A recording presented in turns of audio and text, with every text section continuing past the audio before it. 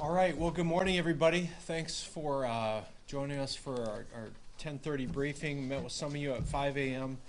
this morning and got a lot of updates since then, especially since the sun came up and we can start to see the damage around the city. So, could you tell us who you are and can we have spelling of your name? I sure can. My name is Todd Heitkamp. Last name is T-E-N, capital H-A-K-E-N. I'm the mayor of Sioux Falls. You're welcome. So one thing I want to start off with right away is that we do have a lot of people asking to help clean up, and Janet Kiddams Lally has been a big help with the Helpline Center, and that will continue to be our tip of the spear on volunteer efforts. So the 211 Helpline Center is what residents will be able to call if they want to volunteer. Volunteers should be 18 years of older on that, just for safety reasons. Same with debris cleanup. If you need help in your neighborhood for cleanup, I ask you also call 211, and they'll match you up with a set of volunteers. And same with the businesses and property owners are encouraged to do that same thing as well.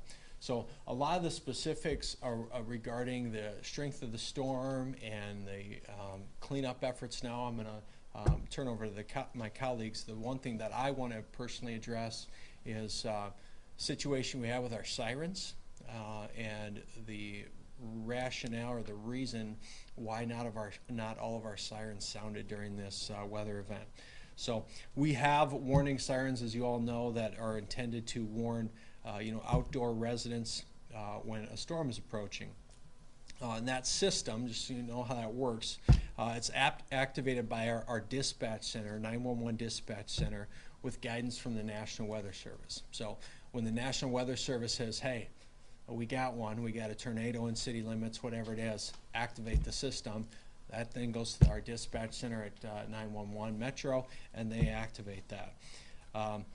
The tornado activation system also has redundancies, multiple redundancies built into that system. So each year, the city, county, the media, we are constantly talking about the importance of being prepared for a tornado, right? With weather radios and things like that. That includes, having an action plan, supplies, that sort of thing. And then you as a media play an important role in that.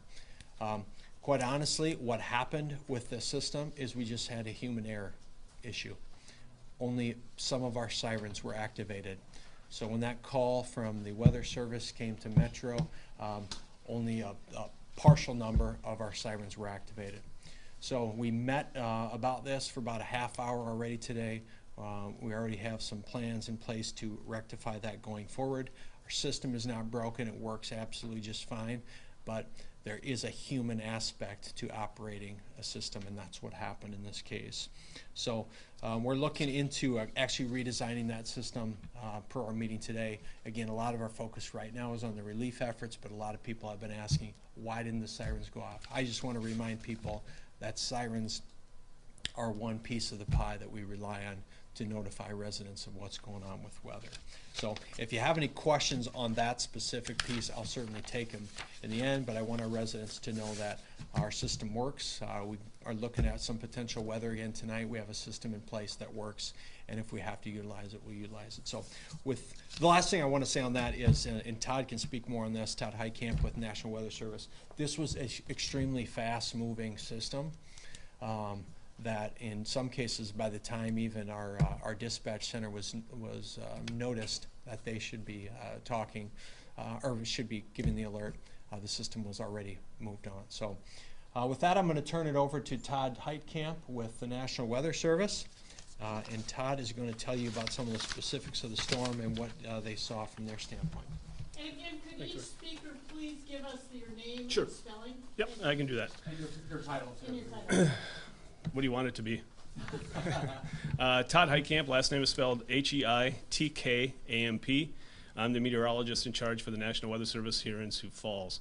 As the mayor said, we had a significant storm that passed through the city last night. It affected or impacted a large portion of the city.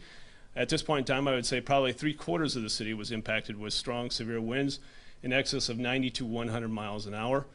There were small, and I shouldn't say small, but there were, let's say, specific locations within the city that experienced higher amount of damage, and those are the ones that we have been assessing so far this morning. As I mentioned earlier this morning, our goal was to get out and take a look at the damage that resulted from these storms to get a better idea on how strong the winds actually were.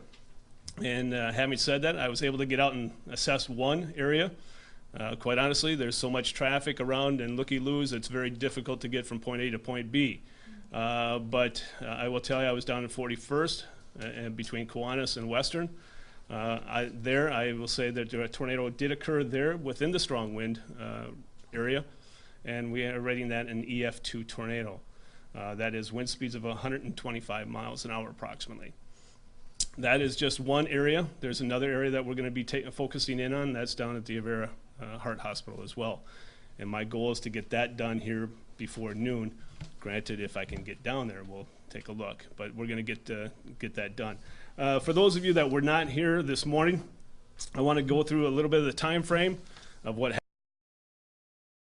Let's see, at 10:47, a severe thunderstorm warning was issued for southwest Minnehaha and western Lincoln counties, where we're expecting 70 to 80 mile an hour winds. At 11:04, a tornado warning was issued for northern Lincoln County, including southern Sioux Falls, all of Harrisburg, as well as T. 11:13, severe thunderstorm warning for all of Sioux Falls for 80 mile an hour winds and possible tornadoes was mentioned. At 11:26, a flash flood warning was issued for the city. And then at 11:27, a tornado warning was issued for the remainder of the city of Sioux Falls, including all of within Minnehaha County. At 11:30, our office took shelter itself. My employees thought they felt that their safety was being jeopardized, so they themselves took shelter. All the responsibility for issuing warnings was passed up to our sister office up in Aberdeen. And then at 11:38, we received the first confirmation of the tornado in southern Sioux Falls. I will also say that the wireless emergency alert system that many of you received a notification on your phone worked the way it was supposed to. Some people are having issues with that. If you have issues with that, I would tell the public to contact your cell phone provider or look at your phone to make sure it's working properly. All our weather radio transmitters were working properly. They issued the warning, and all our warnings were issued and provided a 10 to 20 minute lead time or advance warning to the general public, and allowing them to allowing them to take the proper precautions that they needed to. I will also tell you, for you history buffs, and people said that tornadoes can't occur in the city of Sioux Falls. They do, obviously, after this. The last one we had here in Sioux Falls, really of any significance, was down at Frankman Motors in October of 1996. So it's been a while. Okay? With that, I will also tell you, the mayor mentioned the possibility of severe weather, rougher weather again tonight. There's a potential for it, a smaller potential than what we saw last night. The heavy rain potential that we were looking at this morning now has shifted to the north and west of Sioux Falls, but still we're not out of the woods. We still are going to be dealing with some thunderstorms, mainly between about 7 p.m. and about 1 or 2. And I'll be more than happy to take questions at the end. Paul? Sorry, Gary. My name is Eric Pauley. I'm the Community Relations Manager for Xcel Energy here in Sioux Falls. Spelling is E-R-I-C. Last name is Pauley, P-A-U-L-I. A little update on the electric system that we've got going on. Right now we have a little under 8,000 customers that are out of power.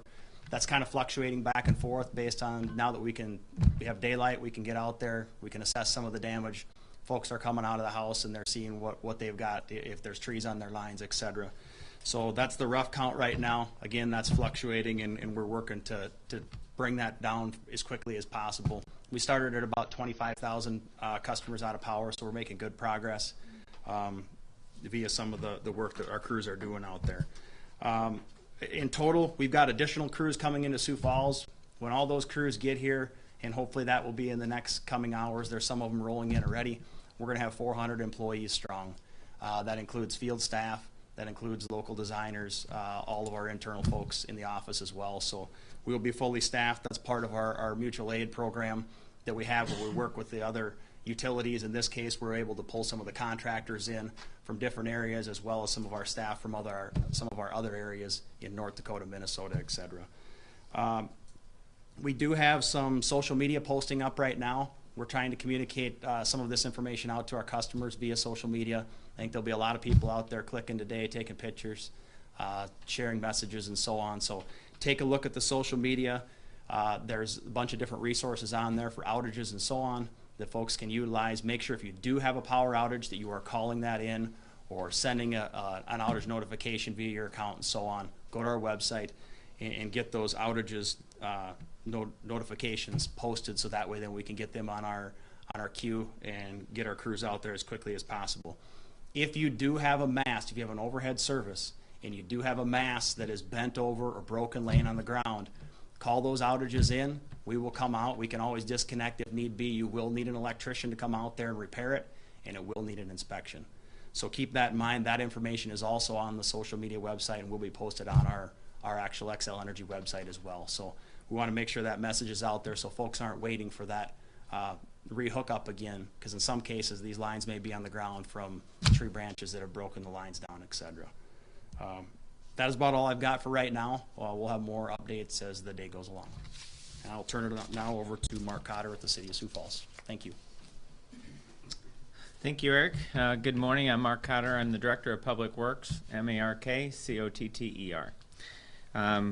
I'll give you a window into what we're seeing out there on the streets. Now that it's light out, we can really have a sense of really where the epicenters of the hardest hit damage areas are.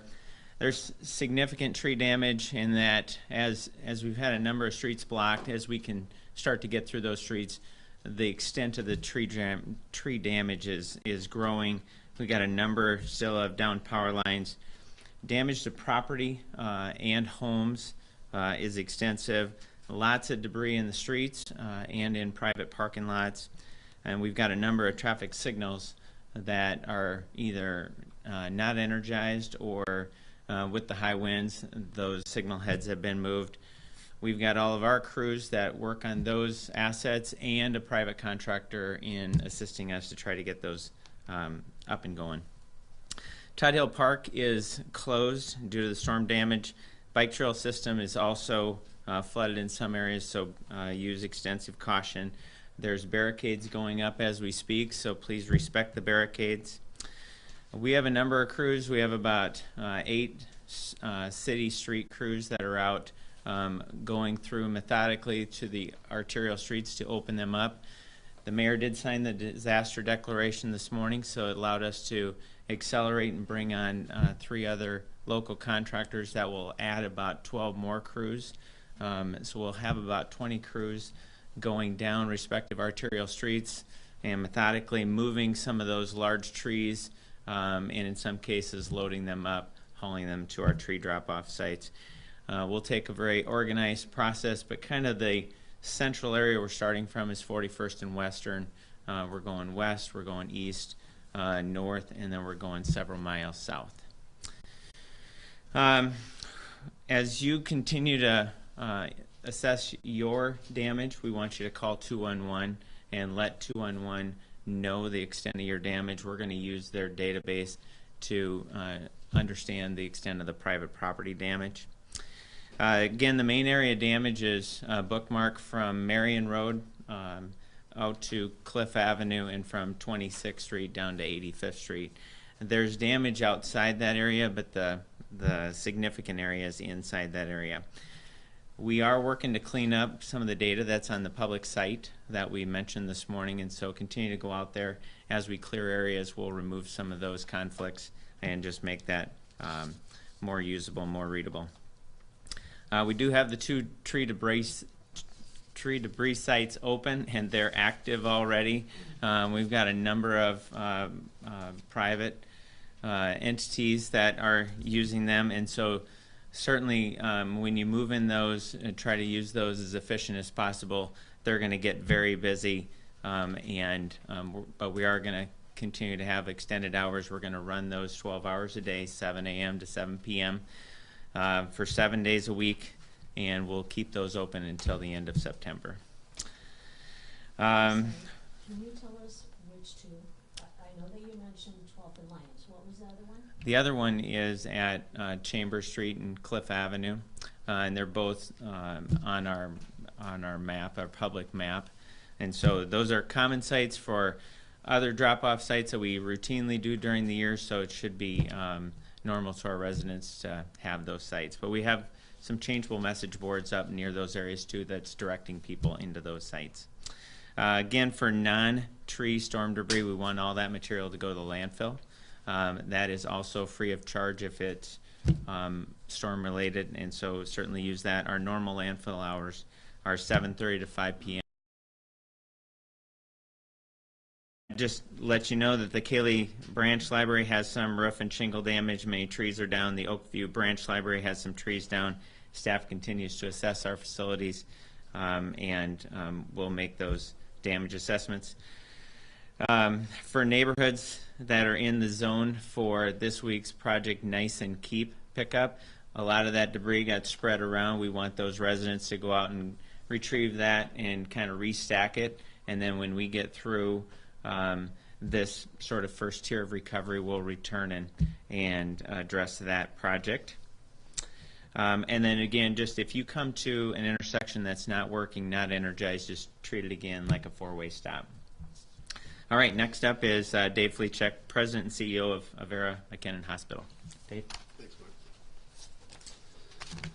Mark. Good morning. David Fleechek, D-A-V-I-D, F-L-I-C-E-K, President and CEO of Avera McKennan Hospital.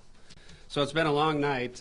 Avera has had a number of facilities that have severe damage. Avera Heart Hospital and the clinic, the Avera Behavioral Health and Clinic, our sports dome, and the facility of our corporate office also is out of commission. So it kind of went right through that area. We talk at our hospital about doing drills. I got to tell you, our staff was courageous. They had 10 minutes to wake up 102 residents, get them to the center of the building, and all are safe and sound. So we're very pleased with that. We had 7 people who had some minor injuries from some roof coming in on them, but nothing severe. So we're happy with that. All are safe and sound. We had 102 patients in last night. 3 went to the Avera Heart Hospital. 33 went to Avera McKennan. We had transportation ready. 39 adolescents spent the night in the gym. And so today we're discharging some of them, and we're trying to find places for the adolescents. 2 went home, and 23 adults actually stayed in the adult unit last night, so we were pleased with that. The city has been great to work with. The state has been great to work with. We're going to have an intermediary plan here. The Behavioral Health Hospital probably will not be open for another 3 to 6 months. So we're going to have to figure out how to handle our behavioral health patients. Some will stay on campus at Avera McKennan, but we're working with state officials right now to help us with the logistics of what we're going to do there. But it was a long night, and I got to tell you, our staff was fabulous, courageous. They did what they're supposed to do. They stayed calm, and they did a great job for our patients, so we're very pleased with that. I'd like Mick Gibbs just to give a quick update on the Avera Heart Hospital as well. Thanks, Dave. My name is Mick Gibbs, M-I-C-K-G-I-B-B-S, and I'm the CEO of the Avera Heart Hospital. I would first like to express my appreciation for the city as well as the private entities within this city's partnership in getting the Heart Hospital back to operational. So we actually never stopped treating emergencies last night, and in the middle of the tornado, we had a patient who had a severe cardiac event and had his life saved right in the middle of the tornado. And so while we have canceled elective procedures today and clinic appointments, we are busying ourselves with the work of getting our building ready to take patients as soon as tomorrow and full operations by middle of next week. So if we seem tired, if Dave is tired, we beg your forgiveness because we haven't slept yet, and neither have our staff. And so we thank you for your understanding as we are threadbare. The work of responding to an emergency like this takes a family. More than a team, it takes a family, and I couldn't be more proud of the way Avera and Avera Heart Hospital and Avera Behavioral Health pulled together and responding to this major catastrophe. And the good news is the things that we need to fix are replaceable, and that there were no casualties as a consequence of this very serious event. For a young man who was born and raised in tornado country, in fact, my high school mascot was a tornado in southeast Kansas. This is the worst tornado I've ever seen, and I couldn't be more proud of the way this wonderful community responded, both private and public. I want to give special commendation to Journey Construction, who showed up to the Heart Hospital last night, in the middle of the night, to ready us for today's work. Landscape, Lawn and Garden, and Cut and Kill showed up to the Heart Hospital campus, and we had the parking lot cleared by 9:30 in the morning. And our staff had their vehicles destroyed. Our physicians had their vehicles destroyed while they were saving lives last night. And if there's no better testimony to selflessness, I don't know if there is. I thank you. Thank you, Dave. Thanks, Vic. So as I said, it was a long night. We have a number of clinics that will be closed today, and we're going to try to get some temporary space for them tomorrow. That's University Psychiatry and Midwest Psychiatry. We're trying to find places for them. I have to tell you, the first responders, the police, they were just awesome. They were there right away helping in the building. So I want to thank the city for that. They were just awesome helping us. So thank you, folks. Other than that, I just got to give a shout out to the staff. They remained calm and they did their job, which is what we're supposed to do. So I thank you. And now next up is Jason German. Good morning, Jason Gearman, Jason-Gearman. I'm the Director of Emergency Management for Minnehaha County. There was, as far as the county area is concerned, there was some damage, but obviously the severity of the damage was in Sioux Falls. So the majority of our resources will be available for Sioux Falls, and whatever they need, that's what we're here to provide, along with the law enforcement end of it if they need help. I don't have much more than that, but now we're going to open it for questions, and I'll probably bring back up Meriton Hagen. Any questions for myself or any of these folks here today? Did you ever find out how many sirens were working versus how many were not? Not a quantity. It was the southwest, the southeast part of the city that was activated. So the way the system works is you have the opportunity within the software to either turn them all on or turn portions on. And with the discussion of the southeast part, the tornado was in the southeast. The dispatcher heard southeast, turn on southeast only. It was literally a miscommunication. It's that simple. So we already have things in process that we're going to implement to ensure that that can't happen again. When you say things to implement, you mean to put it one switch? Exactly. Looking at the software, is there a different levels tiered access where that isn't an option anymore? Also looking at what we're going to be doing immediately is creating what we call buddy system, so that two dispatchers have to leave calls, but they both do that together, so they're a check and balance for each other when the call comes in to activate the sirens. So that's something we'll do right away. How many sirens are around town total? Where's Regan? Did I hear 70 some? 77. Yeah. Is there anything you want to say to residents who might be upset about it or concerned? All I can say is, there's parts of government that require human interaction, and this is one. And I'm owning it. It's my team. It's my administration. That's why we met already on it this morning at 8 a.m. When trees were still down and people are still without power, we've already had meetings on this. So I'm taking it very seriously and pretty confident in the steps we have to rectify it. So I don't want to call it a non-issue going forward, but I can guarantee you that everyone around the table this morning felt the gravity of the situation, and we're dealing with it. So. What's the most important message you're trying to get out to residents right now? Not necessarily about sirens, Sure. but just in general. Probably the most important message I want to get out right now is thanks for the resilience of our community. I've seen Dave just mentioned it with his staff, and we were just out at the Avera campus and talking with staff from Intech and Landscape Garden Centers and Journey Construction. And man, when something like this happens, our community is extremely responsive and extremely supportive. And so we're already seeing massive cleanup efforts that are happening. And so if the community can continue to band together and help us out, the quicker we can do that, the quicker we can get back to the new normal after this event. So just a note of thanks to the community for the work they've done, and we're going to need that going forward for the next several weeks ahead.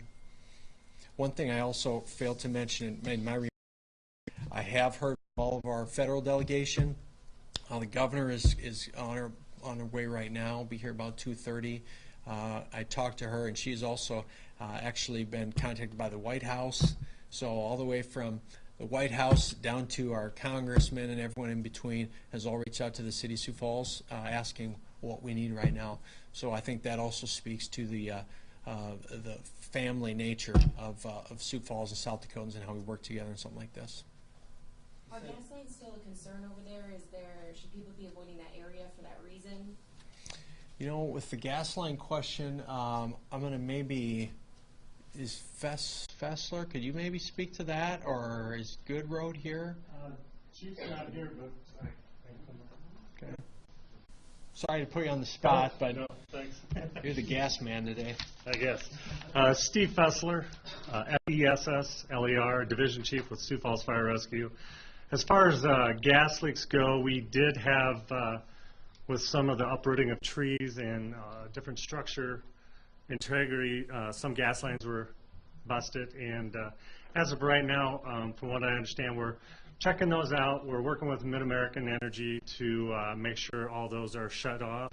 The big reminder is if you have had your gas shut off, is not to try to turn it back on yourself until you reach out to utilities and Mid-American Energy to do that for you. So it's all work in progress. I do not know right now the extent of it out there. I do know there were some gas leaks. Should people at all be concerned in that area? I know a lot of people, those business owners are getting back into their buildings. Is that a concern at all? Well, you'll want to definitely pay attention to it if you're a homeowner or a business owner.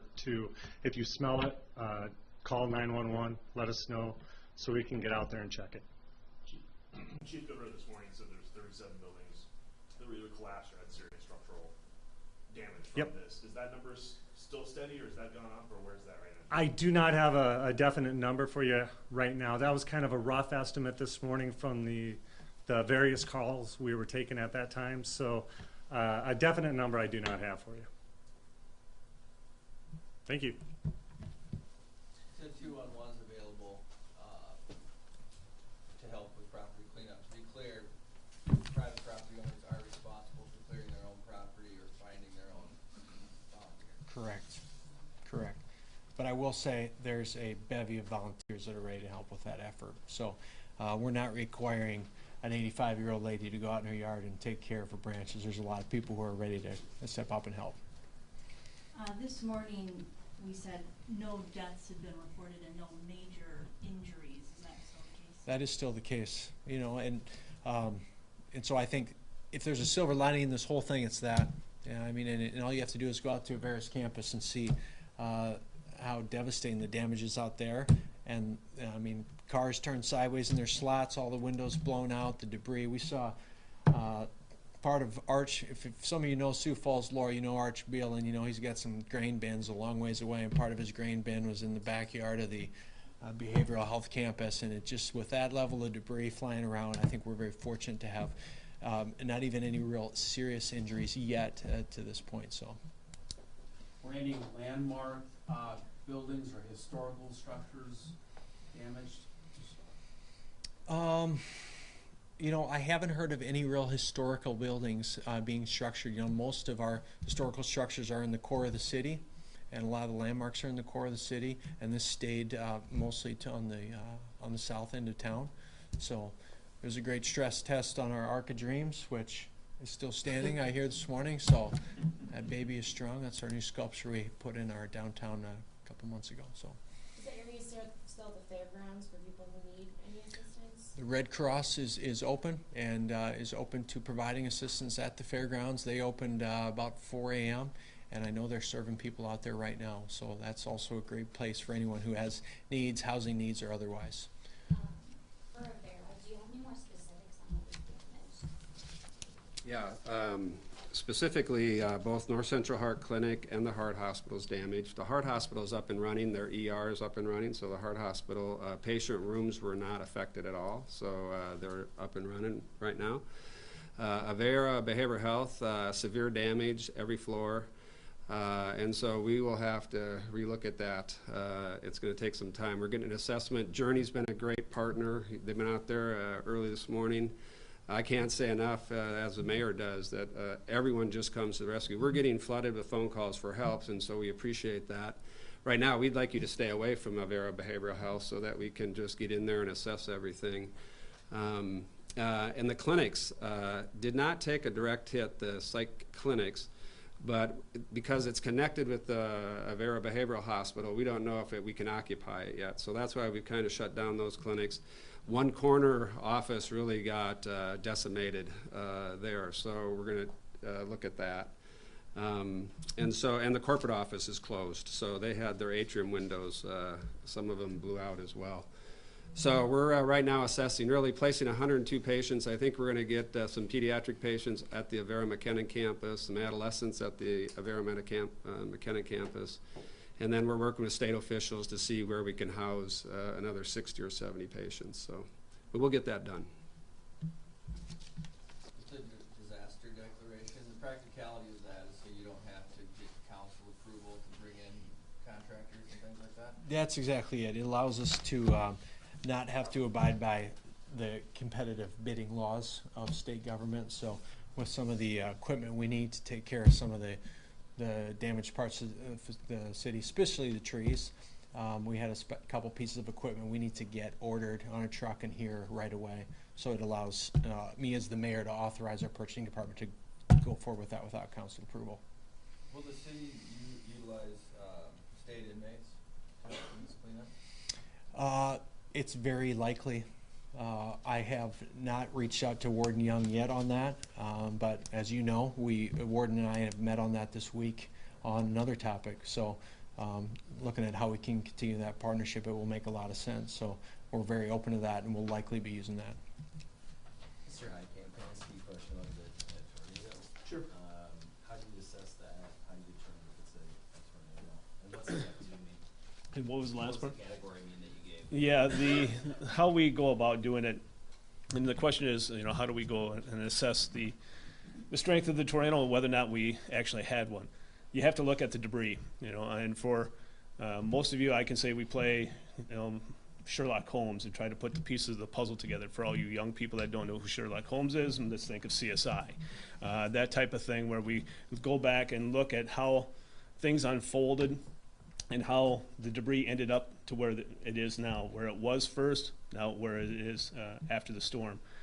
We look at that, or I look at that, and try to figure out how heavy the debris is, how far it was tossed, things like that. That will give me an assessment on how strong the winds are. And then once I determine how strong the winds are, that will give me what we call an enhanced Fujita scale rating. That scale rating runs from EF0. 0 is the weakest, EF5 is the strongest. And this one here happens to be an EF2. Do you know for how long the tornado went on? We don't, the time frame is very tough because a lot of that area lost power. So we know approximately when the tornado hit, but we don't know when it lifted. I can tell where it lifted looking at the damage, but as far as the time frame is concerned, that's really hard to do at this point in time. And we're going to be talking to the residents when things calm down. I don't want to, intrude on them. They have to take care of their own families and situation, but we'll eventually get to talk to them and try to determine that. And where did you say the area was?